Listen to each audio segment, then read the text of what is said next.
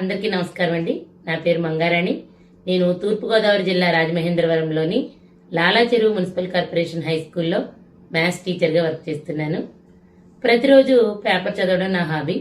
అలాగే ఈరోజు ఉదయం కూడా పేపర్ తీయగానే ఒక విషయం నన్ను చాలా ఆశ్చర్యానికి గురిచేసింది.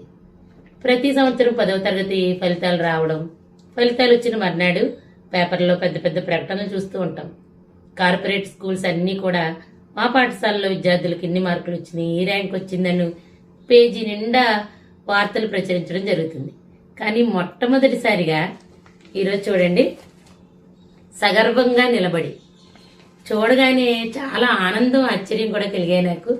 ప్రభుత్వ పాఠశాలలో విద్యార్థులు ఎంత మెరుగైన ఫలితాలు సాధించారనే దానికి నిదర్శనం ఇది.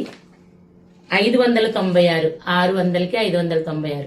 అలాంటి విద్యార్థుల గురించి ఒక పూర్తి పేజీ వార్త ప్రచురితం అవడం చాలా సంతోషంగా అనిపించింది. విద్యార్థులందరి కోసం ఈ విధంగా ఒక పేజీ ప్రచురించడం అనేది పిల్లలందరికీ ఎంత ప్రోత్సాహాన్ని ఇస్తుందన్నది మనం మాటల్లో చెప్పలేము.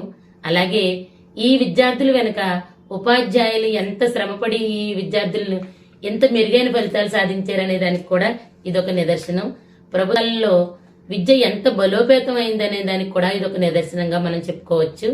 అంతేకాకుండా మన ప్రియతమ విద్యాశాఖ మంత్రి నారా లోకేష్ గారు 100 డేస్ యాక్షన్ ప్లాన్ అని ఒక చక్కని కార్యక్రమాన్ని 10వ తరగతి విద్యార్థుల కోసం రూపొందించడం. అంటే ఈ ప్లాన్ ప్రకారం వాళ్ళకి రివిజన్ గాని, టాపిక్స్ ని మరలా రివైజ్ చేసుకోవడం, ఎగ్జామినేషన్ కి ప్రిపేర్ చేయడం అనేది టీచర్స్ గా మాకు కూడా సులభంగా అనిపించింది. విద్యార్థులకు కూడా ఇది చాలా ఉపయుక్తమైంది. అందుకే గత సంవత్సరం కన్నా ఈ సంవత్సరం మెరుగైన ఫలితాలు సాధించడం జరిగింది. అందున ఆడపిల్లలు మరింత మెరుగైన ఫలితాలు సాధించారు.